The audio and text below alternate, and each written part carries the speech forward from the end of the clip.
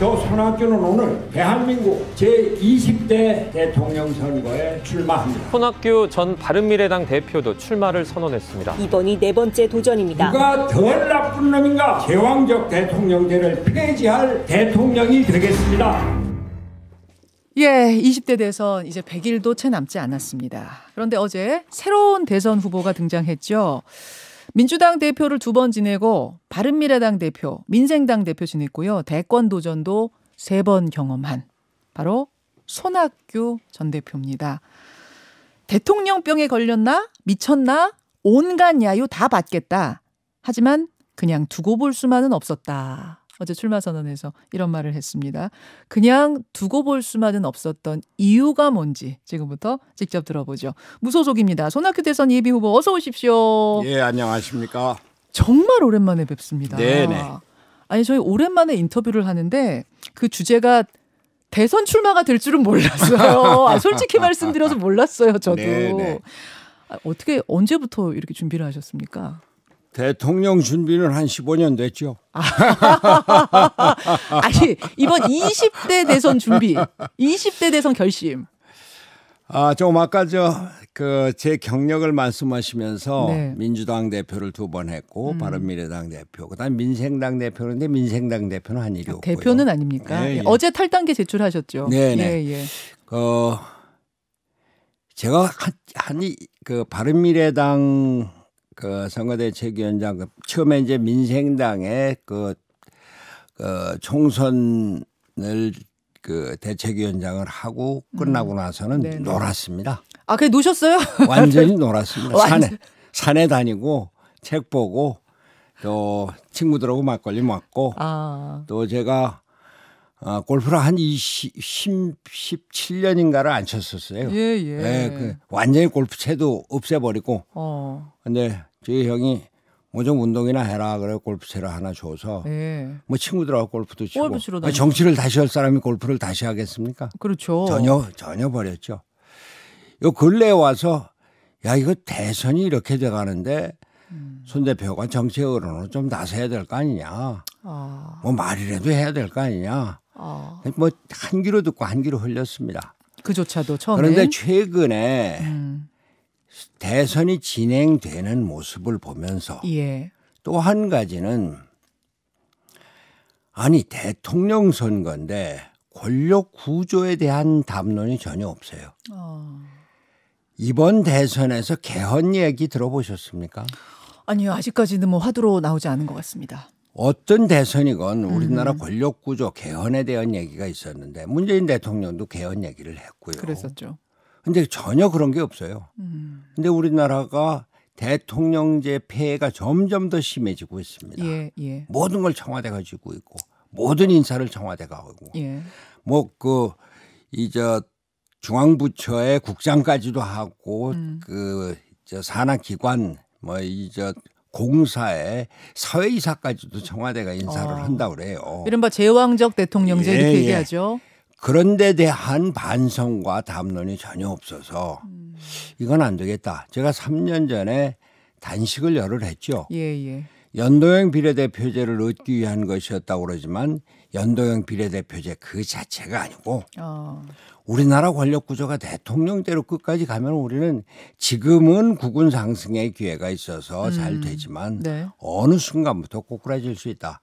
이건 아니다. 그래서 여기에 대해서 내가 대통령 후보로서 네. 말을 하고 국민들에게 주의를 환기시키고 또 역사적인 책임을 다해야 되겠다. 이런 생각에서 예. 사실 대선 나오겠다고 생각을 한 거는 한 불과 일주일도 안 됩니다.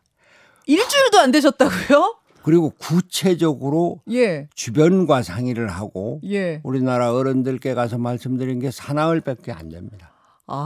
아니 너무 그러면 성급하게 결정하신 건 아니에요? 15년 됐다니까요. 아니 예. 18대 대통령 선거 때 제가 예. 우리 자문교수단과 함께 만든 공약 이게 다 뭐 그렇죠, 문재인이다 뭐다 네. 다 저 베껴가고 그랬습니다. 그렇습니까? 이미 준비는 돼 있었고 마지막 결심을 한 것은 한 일주일 됐다는 아니 뭐 말씀. 대통령 하겠다는 생각을 다시 하게 해야 되는 게 내가 대통령이 되건 안 되건 뭐 지금 양강 구도가 점점 더 강화되고 있고 예. 비집구들할 틈새도 아주 좁아져 있는데 대통령 하겠다고 나서 내가 저거 미친놈 아니야? 아니 저 대통령 병이 다시 도진 거 아니야? 또 뭐 노욕이다 노추다 뭐. 예. 이제 앞으로 저한테 다가올 뭐 비난 중상 모략 뭐 또 이 조롱. 근데 그거 다 예상하고 그렇죠. 감당할 준비를 하셨어요? 그러나 그걸 내가 받고 예. 안고 들어가서라도 예. 우리나라 미래에 대해서 발언을 하고 그 길을 열어나가겠다. 그런 생각으로 나왔습니다. 지금 말씀하신 대로 이재명, 윤석열, 이재명 이분들이 이미 30% 이상의 지지율을 기록하면서 단단한 양강으로 뛰고 있거든요. 네네. 이분들로는 도저히 안 되겠습니까? 도저히 미래를 맡기기에는 불안하셨어요? 다시 말씀드리지만 예. 이 두 분을 떠나서 예. 우리나라 정치에서 대통령제는 이제 끝내야 된다. 아니, 이번 대통령제 잠깐만요. 예. 이번 대통령 선거를 하면서 예. 대통령제를 끝낸다는 게 말이 안 되지만 이번 대통령 선거가 대통령제를 끝내는 어떤 중요한 발판이 되고 또 뭐 욕심 같아서는 기폭제가 돼야 된다. 근데 누구도 다이너마이트를 심지도 않고 또 불을 붙이지도 않으니 그걸 내가 하겠다. 이게 우선 첫째고요. 네. 우리나라가 지금 세계적으로 아주 주목을 받는 나라입니다. G7의 초대를 받고 있고 네. 또 반도체다, 배터리다 세계 4차 산업혁명의 최첨단 여기에 선진 국가거든요. 예. 그런데 바이든 대통령이 들어서고 나서 미중 대결이 심화되고 경제 전쟁으로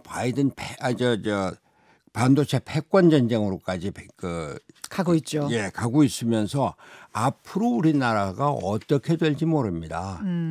거기에 대한 대비가 없는 거예요. 맞습니다. 예. 제가 경기도지사 때 네. 판교 테크노밸리를 만들었죠. 네. 또 LG 디스플레이 단지를 만들었죠. 평택항을 지금 크게 발전시키고 산업단지 만들었죠. 네. 그리고 평택의 미군 국제도시를 그때 제가 만들고 그랬거든요.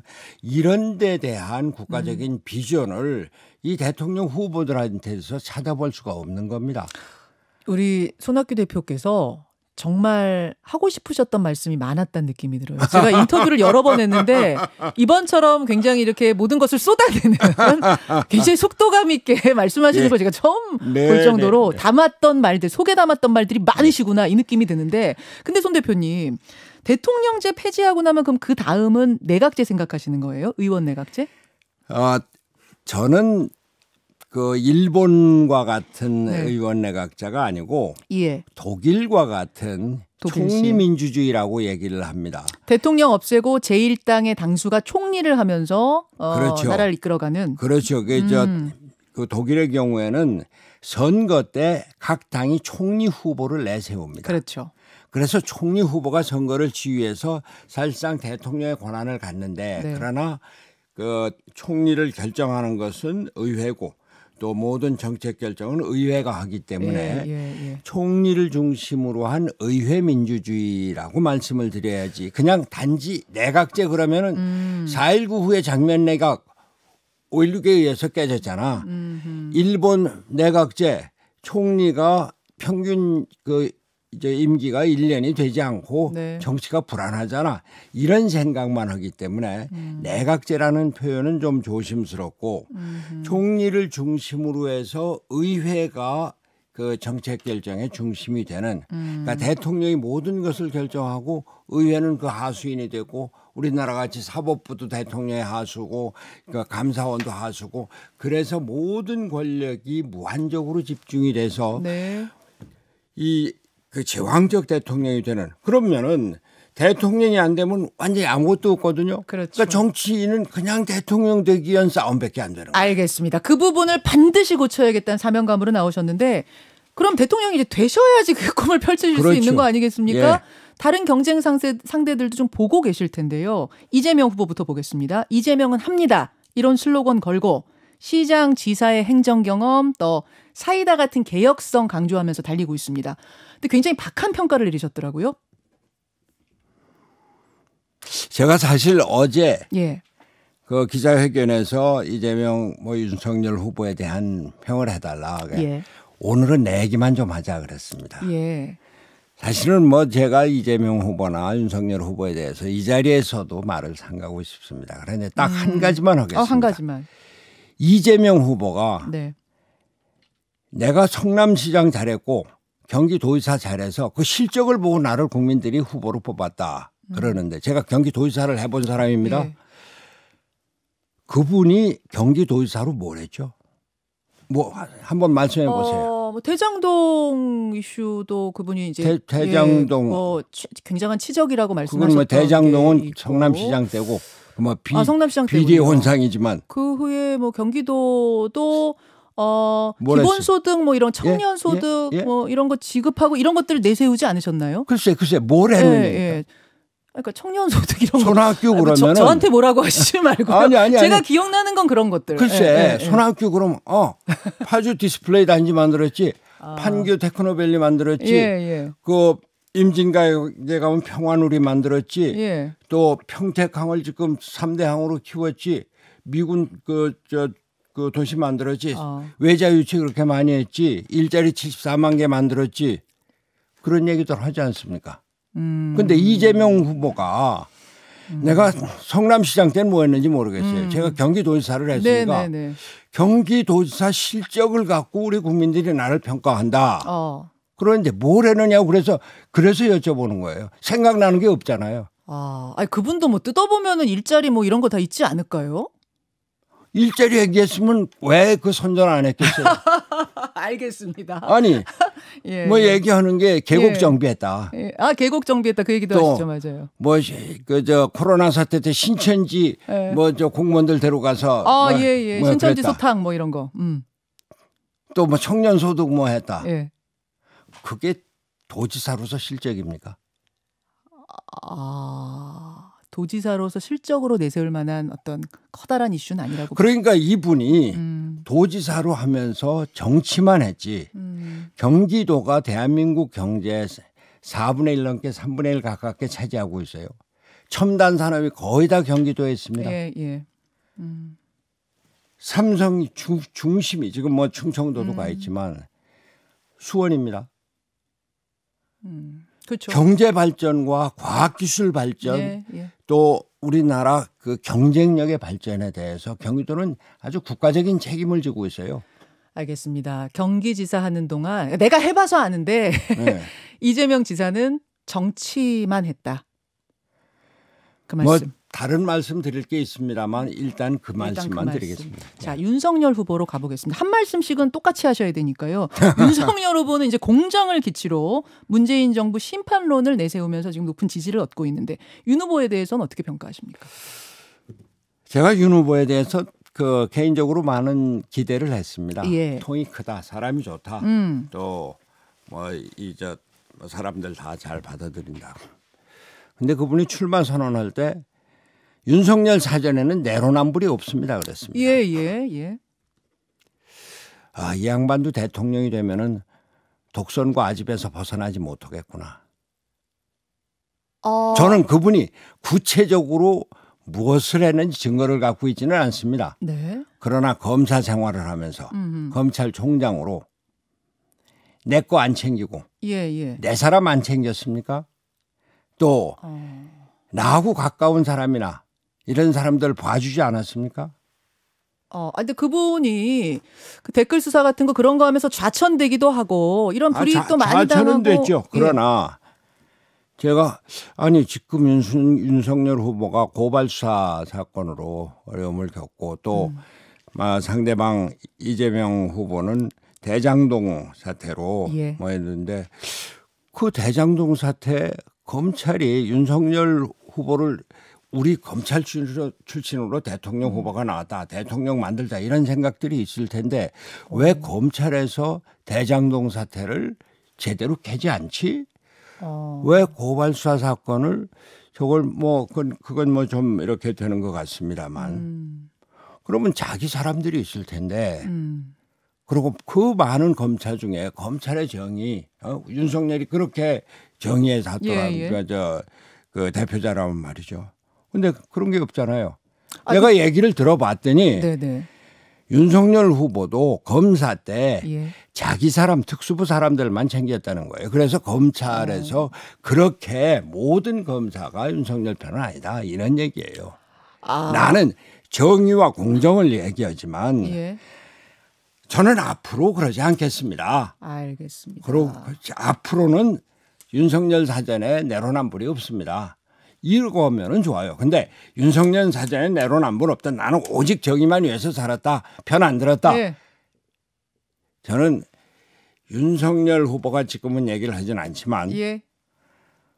그 이명박 박근혜 대통령 가두고 그다음 특히 이재용 삼성전자 회장을 가둘 때 이 양반이 정의는 생각을 할지 모르지만 이 나라 경제를 생각하나 대통령은 나라 전체를 통합하는 통합의 대통령이 돼야 됩니다. 아니 근데 정의 검사가 검사로서의 직분 수사해야 될 것이 있으면 수사하고 죄를 보면 뭐 이걸 수사하고 이건 너무 당연한 얘기 아닌가요? 글쎄 그런데 정치를 해야 되는 건 그러면은 아닙니까?